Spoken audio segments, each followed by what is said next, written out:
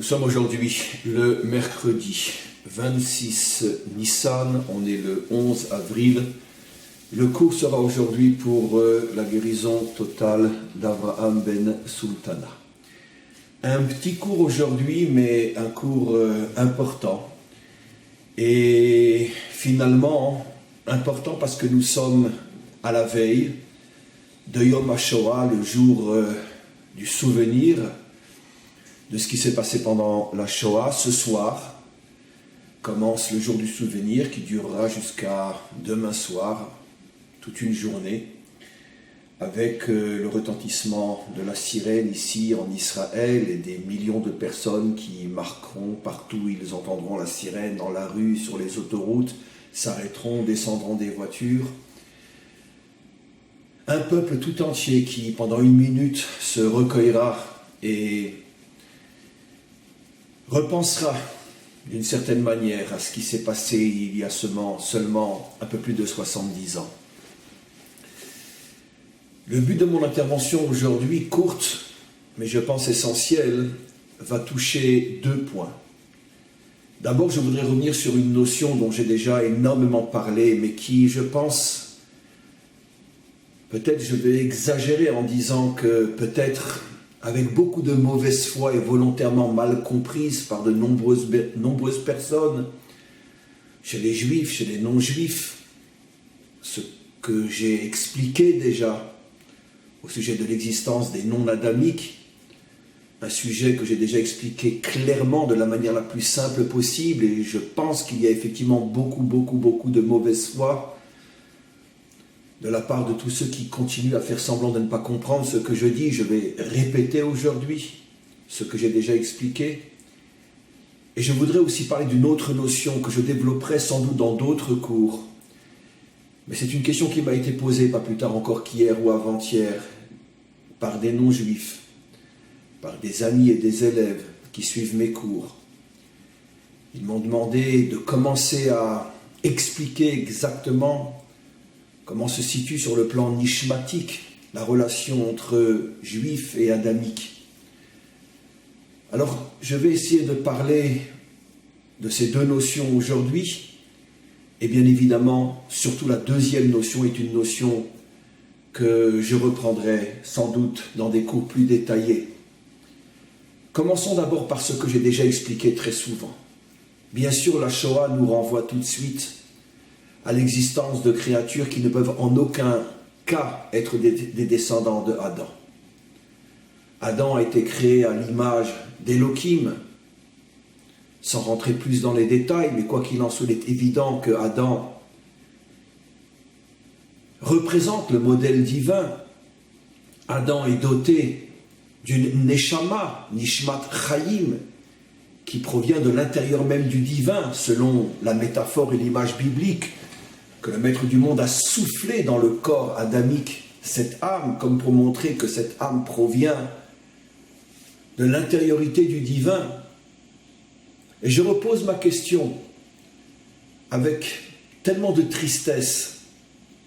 Comment, car j'ai été critiqué par de nombreux rabbinim aussi, comment un rave, comment un homme qui est censé étudier la Torah et l'enseigner, peut-il me critiquer lorsque je dis que Mengele, qui opérait des enfants, des hommes, des femmes, de la manière la plus brutale, la plus cruelle, pour faire des expériences médicales sur leur corps, sans anesthésie, sans rien, des expériences les plus affreuses.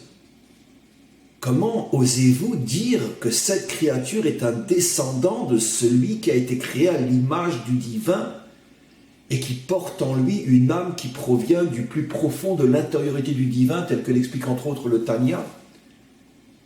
Mais qui doit être critiqué, vous ou moi? Qui insulte le maître du monde, vous ou moi? Malheureusement, nombreux sont les non-juifs aussi qui suivent ce genre d'enseignement, qui falsifient notre Torah et qui surtout refusent de voir l'histoire avec les yeux de l'honnêteté. Et eux aussi n'acceptent pas ce concept de créature qui ne serait pas adamique. Donc Mengele les coupeurs de tête de Daesh, les bourreaux et tous les bourreaux de l'histoire, ce qui se passe dans les prisons syriennes aujourd'hui, l'innommable, l'impensable, ce qui a dépassé depuis tellement longtemps déjà toutes les limites de l'horreur, tout ça, ce sont des créatures divines qui portent en eux le souffle divin. Et c'est à moi de me justifier. Le monde est vraiment un monde à l'envers. Le monde est véritablement un monde de fous. Plus un homme révèle la vérité, plus il est critiqué. Et plus l'homme est dans le mensonge et dans la falsification du vrai, et plus il est suivi. Effectivement, nos maîtres ont déjà dit depuis fort longtemps, ce monde s'appelle Alma des Shikra, le monde du mensonge. Si tu veux être suivi par la majorité, alors mens, falsifie. Sincèrement, lorsque j'ai émis cette idée pour la première fois, qui est fondée bien sûr sur de nombreux textes, je n'aurais pas imaginé qu'un homme qui étudie la Torah puisse s'opposer à cette évidence. Peut-être que ces gens-là sont tellement déconnectés de la réalité plus que de la vérité. Peut-être sont-ils tellement enfermés dans leur livre d'études et refusent de voir l'histoire et ce qui se passe sur Terre avec les yeux de l'authenticité. Alors ils continuent à vivre dans leur fantasme spirituel et s'imaginer que tout le monde il est beau, tout le monde il est gentil. Évidemment, ils ne lisent pas les journaux, ils ne s'intéressent pas à ce qui se passe dans le monde. Et donc, évidemment, ils n'ont jamais vu des enfants en Irak jouer avec des têtes de gens qui venaient d'être exécutés. Et les têtes ont été apportées par les coupeurs de têtes pour que leurs enfants jouent au football. Et ces créatures, bien évidemment, sont des descendants d'Adam et de Chava. Bien évidemment. Jusqu'où on peut pousser l'horreur du mensonge et de la falsification de la vérité. D'autres m'ont posé la question, oui, mais alors, où ça commence et où ça s'arrête? Comment peut-on savoir si on est en face d'un adamique ou d'un non-adamique, c'est-à-dire d'une créature qui n'est pas adamique, mais qui a la forme d'un humain? Je reviens sur ce que j'ai déjà expliqué. C'est clair, absolument clair. La différence n'est pas au niveau de celui qui faute ou celui qui ne faute pas. L'adamique est capable de fauter et de faire des fautes inimaginables. La preuve, le plus grand de tous les adamiques, notre père, Adam, a fauté, à peine après avoir été créé, selon le langage biblique. Ses enfants ont fauté. Caïn a tué Abel. Caïn a tué. Mais ce sont malgré tout les adamiques, comme je vais l'expliquer. Bien évidemment, Adam peut fauter, Adam peut trahir, Adam peut tomber dans les fautes les plus graves. Mais Adam ne pourra jamais concevoir une idéologie du crime, une idéologie de la destruction, une idéologie de la violence, une idéologie du meurtre, de l'assassinat, du génocide. Ça, il ne peut pas. Caïn tue Abel, c'est vrai. Bien sûr, on ne va pas l'excuser, loin de là. Mais Caïn tue Abel parce qu'il a un moment de faiblesse, de jalousie. Il ne comprend pas pourquoi le sacrifice de Abel a été accepté et pas le sien, alors que c'est lui qui a pris l'initiative d'apporter un sacrifice. Et puis, comme je l'ai expliqué dans une dizaine de cours, Abel est un homme pédant, orgueilleux, qui se prend pour le bon Dieu ou le Fils de Dieu, qui n'arrête pas de regarder Caïn, le matérialiste, comme une créature qui, au lieu de marcher à quatre pattes, marche sur ses deux jambes. Caïn ne supporte plus la pédance, l'orgueil de Abel, comme l'expliquent nos maîtres, quand on a la bonne et vraie lecture de la Torah. Alors ça ne l'excuse pas. Mais Caïn n'est pas en train de tuer Abel parce qu'il a conçu une idéologie du crime. Il faut tuer l'autre, il faut le faire disparaître. C'est un contexte très particulier de jalousie, de faiblesse, de colère. C'est les défauts qui prennent le dessus sur sa conscience. ça reste, malheureusement, mais ça reste encore un adamique. Pareil dans toutes les fautes sexuelles et autres. On peut malgré tout encore être un adamique. Alors où est le non adamique? C'est celui, et uniquement celui, et absolument uniquement celui, qui suit une idéologie dont le but clair, officiel, est de détruire par la violence, par la torture, par l'assassinat, par la cruauté, tous ceux qui n'adhèrent pas à mon idéologie. C'est ça la définition d'un non-adamique. Cette définition peut passer et traverser toute l'histoire et se retrouver un jour ici, un jour là, etc. Donnons un exemple simple. Il est clair, absolument clair, qu'il y a des millions, des dizaines, des centaines de millions de musulmans qui sont adamiques. Mais ceux qui parmi eux falsifient le Coran et se servent de Dieu et de son nom pour commettre les pires atrocités sur ceux qui n'adhèrent pas à leur religion, ceux-là ne sont pas des adamiques.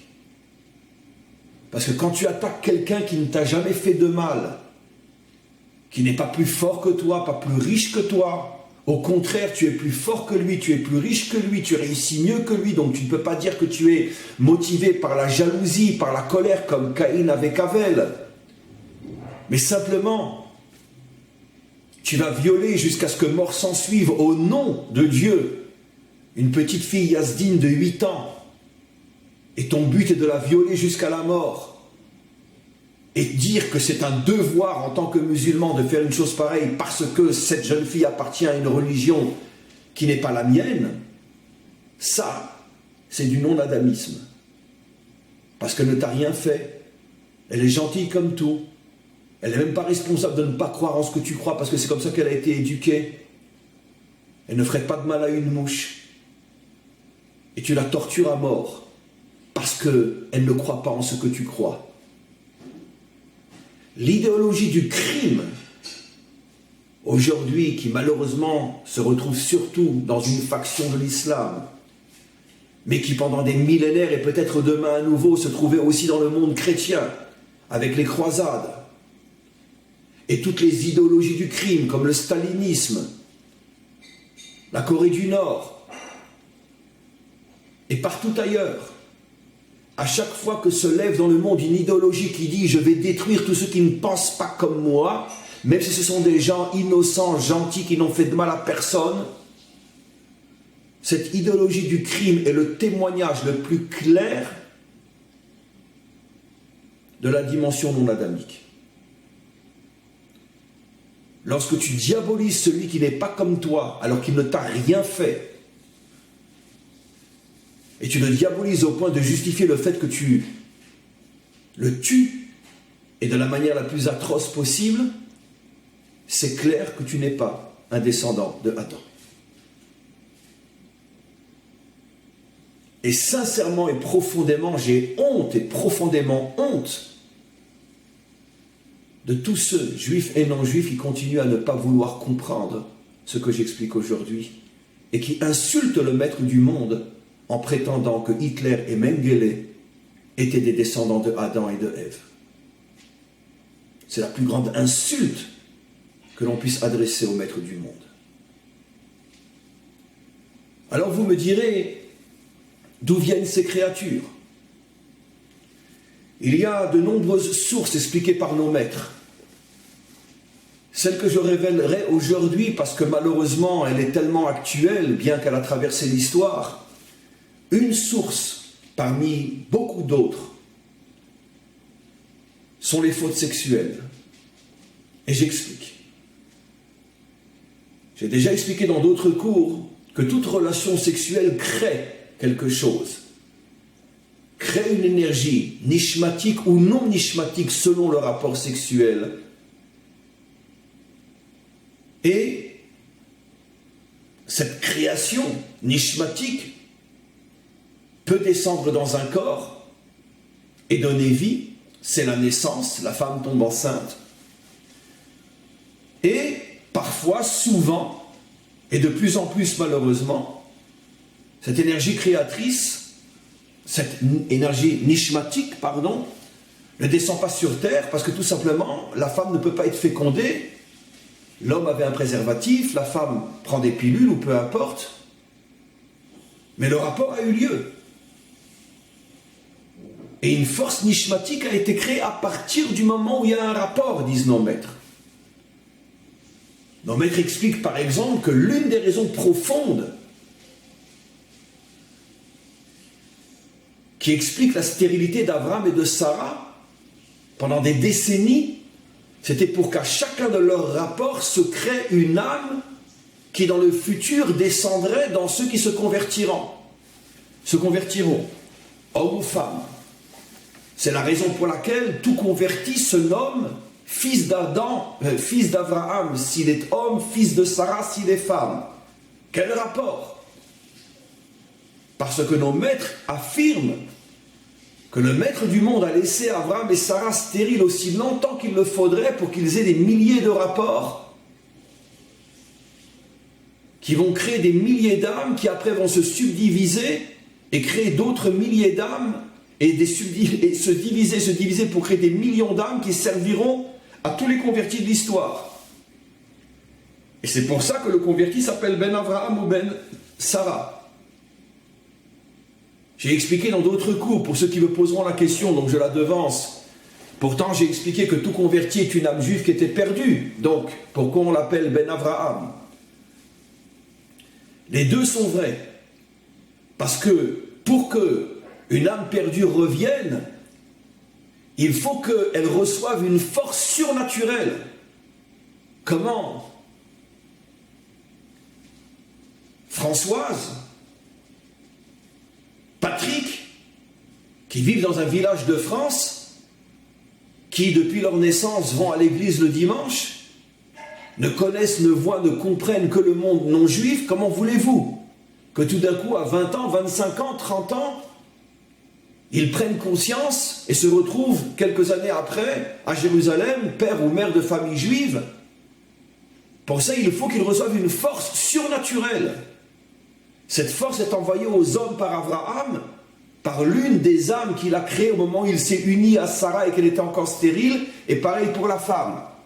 C'est ce qui va réveiller son âme juive perdue et c'est ce qui va les ramener après à la maison. Donc on voit de cette explication que pendant 60-70 ans, Abraham et Sarah se sont unis et ont créé les futures âmes des convertis. C'est vrai pour n'importe quel autre rapport. On crée quelque chose, même si ça ne s'incarne pas dans un corps. Le problème est que lorsqu'un rapport sexuel est abominable, lorsqu'il est une abomination, lorsqu'il est sale, lorsqu'il est pervers, à ce moment-là, cette énergie est une énergie destructive, sale, abominable, une véritable impureté qui n'a plus rien et plus aucun lien avec la dimension adamique. Ce n'est plus une neshama, mais c'est une énergie mortelle. De la même manière que le rapport était un rapport mortel, la relation sexuelle était une relation de mort, de faire sortir de la semence de la manière la plus mortelle possible, dans la saleté, dans la pourriture, dans l'impureté. Cette relation, et malheureusement il y en a des millions chaque jour, vont créer une énergie destructrice qui après va descendre dans le corps d'un Mengele, d'un Hitler, d'un Staline ou d'autres. Et comme ils ont été conçus dans la mort, toute leur essence sera une essence de mort. Leur naissance et leur essence seront la mort. Ils ne vivent que de mort. Et plus ils tuent, et plus ils se sentent vivre. Parce que toute leur essence est la mort. Parce qu'ils ont été créés dans une relation de mort. C'est ça, l'une des origines profondes du non-adamisme. à chaque fois que quelque part il y a un rapport sexuel sale, impur, se crée une énergie qui risque un jour de redescendre dans un assassin qui sera responsable du massacre de centaines de milliers d'hommes et de femmes et d'enfants. Assad en est aujourd'hui l'un des plus grands exemples. Que ose se lever un juif et oser me dire droit dans les yeux, Assad est un descendant de Adam comme toi et moi. Mais comment oserait-il à ce point insulter le maître du monde? Non. Il a en lui une énergie destructrice qui a été créée il y a peut-être 10 ans, 20, non, il a plus que 10 ans, qui a été créée il y a peut-être un siècle, par un homme et une femme qui se sont unis de la manière la plus sale possible, dans un rapport complètement pourri. Et cette énergie-là, elle se retrouve dans son corps, et il devient un être qui ne vit que du massacre des autres. Voilà l'origine du non adamique. La définition est claire. Comment on peut être plus clair que ça? Alors arrêtons de faire semblant de ne pas comprendre ce que j'explique. Car c'est clair, absolument clair. L'idéologie du mal est la définition du non-adamisme. Je vais passer maintenant à l'autre partie du cours. Et là, je réponds à une question, encore une fois, qui m'a été adressée. Comment comprendre la relation nishmatique entre un juif adamique et un non-juif adamique? Je commence à répondre, mais j'élaborerai cette réponse dans d'autres cours si Dieu veut. Mais ce début de réponse est très important. Comme j'ai déjà expliqué dans de très nombreux cours, le monde et tout ce qu'il contient est structuré selon le modèle fondamental de l'union entre une enveloppe extérieure et une énergie intérieure. Chitzoniut, l'extériorité, pnimiut, intériorité. Selon le modèle du corps, après avoir créé le corps de Adam, le maître du monde a insufflé en lui une âme de vie. Et les deux réunis s'appellent l'homme vivant. Rien dans ce monde échappe à cette structure d'une intériorité à l'intérieur d'une extériorité. Le modèle fondamental de cette union entre l'intérieur et l'extérieur est aussi et bien évidemment le couple, qui selon les codes des maîtres d'Israël incarne à la perfection cette union, cette réunion de l'intériorité et de l'extériorité, la dimension féminine représentant, selon le cours d'aujourd'hui, car dans d'autres cours il y a des nuances que je devrais apporter, je dis bien selon le cours d'aujourd'hui uniquement. Vous savez, pour ceux qui me suivent depuis longtemps, que la Torah est tout sauf du dogme, c'est comme ça et pas autrement. Chaque notion peut et doit être nuancée et vue sous un autre angle aussi, et c'est seulement lorsque tu as vu tous les aspects que tu as véritablement la grande image et que tu es sorti du dogme. Donc dans le cadre restreint du cours d'aujourd'hui, ce que je dis malgré tout est juste.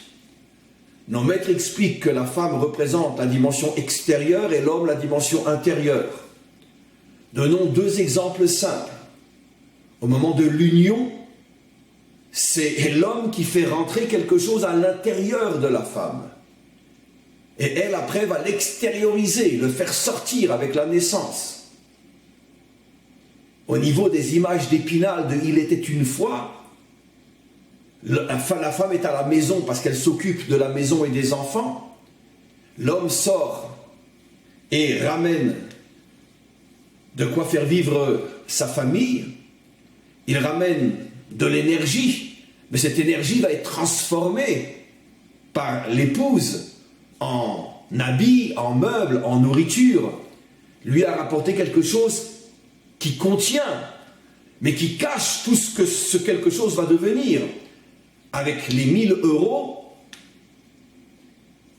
vont pouvoir apparaître et être vues quantité de choses qui étaient contenues, cachées à l'intérieur de l'argent que le mari a rapporté. À un niveau plus profond, nos maîtres expliquent que la dimension masculine est l'idée et la dimension féminine est la réalisation. L'idée est l'intériorité de l'action. Masculin, féminin. Ce schéma est vrai partout. Vous avez le savant et vous avez après les ingénieurs et les techniciens. Vous avez les dirigeants et vous avez après les hommes sur le terrain qui réalisent les projets et qui réalisent les ordres du dirigeant. Il y a toujours et partout ces deux dimensions. Et ces deux dimensions doivent s'unir, se respecter, et chacune doit comprendre qu'elle a besoin de l'autre. Le monde de l'idée a besoin du monde de l'action pour que l'idée ne reste pas une utopie et un fantasme. Et le monde de l'action a besoin de la conscience, de l'idée, pour que ces actions ne soient pas des actions uniquement animales, mais des actions humaines qui construisent et qui réparent le monde. L'union aussi à l'intérieur du peuple juif entre le monde de la Torah et les gouvernants, les dirigeants, où le monde de la Torah est censé donner l'inspiration spirituelle et morale, et les dirigeants, les réalisateurs, les constructeurs de la nation selon le modèle moral et spirituel. Encore une fois, les dimensions masculines et féminines. Le féminin est l'action réalisatrice, le masculin est la pensée idéale. Et l'un ne peut pas exister sans l'autre. Exactement de la même manière, et ce que je dis, je ne l'ai encore jamais dit comme je le dis aujourd'hui, les structures nishmatiques des juifs adamiques et des non-juifs adamiques. La structure adamique non-juive est la féminité nishmatique, la structure adamique juive est la dimension masculine adamique, intériorité, extériorité. Ce qui veut dire que l'âme est composée de deux parties. L'extérieur de l'âme et l'intériorité de l'âme. Comme on le sait, l'âme à différents niveaux. Il y a le nefesh, il y a le rouar, il y a la neshama. Ne parlons pas des deux niveaux plus hauts encore. Parlons des trois premiers qui sont les plus importants dans la vie d'aujourd'hui. Nefesh, rouar, neshama. Le nefesh a une extériorité et une intériorité. Le rouar a une extériorité et une intériorité. La neshama a une extériorité et une intériorité. L'extériorité du nefesh, du rouar, d'un neshama, qui sont les dimensions féminines, vont être données aux adamiques non juifs. Et l'intériorité du nefesh, rouar, neshama vont être données aux adamiques juifs. Les uns masculins, les autres féminins. Quel est le but à atteindre? L'union. Comme il est dit dès l'apparition d'Adam et de Ève, l'homme se collera à son épouse et ils ne seront qu'une seule chair. Le but, la finalité, est que la féminité adamique non juive retrouve sa dimension adamique masculine juive et que les deux morceaux d'âme se réunissent et forment le couple sacré qui est le monde adamique, le monde de la délivrance finale. Ce qui veut dire que pour arriver à sa plénitude, la dimension nishmatique juive a besoin de trouver les réceptacles non juifs qui sont la dimension féminine et bien sûr les adamiques non juifs ont besoin de retrouver leur source, leur intériorité qui se trouve chez le peuple juif. Plus profondément et plus précisément encore, comment les adamiques non juifs se réattachent à Israël, comment les deux parties de l'âme, féminine et masculine, vont s'unir pour former le couple adamique. Lorsque les non-juifs adamiques trouvent un maître d'Israël qui devient leur source d'inspiration et leur connexion avec la Torah d'Israël, ce maître-là devient la dimension masculine par rapport à leurs âmes féminines, et leur extériorité trouve l'intériorité qui leur manquait, et ensemble, ils s'unissent et deviennent comme un couple spirituel où chacun finalement se complète, parce que l'intériorité a besoin de la dimension féminine pour descendre dans le monde de l'action, et le monde de l'action, la dimension féminine, a besoin de l'inspiration que seule la dimension masculine peut donner, qui est l'âme juive, ou dans le contexte de mon cours, l'âme du maître juif. Et c'est comme ça que le monde se reconstruit.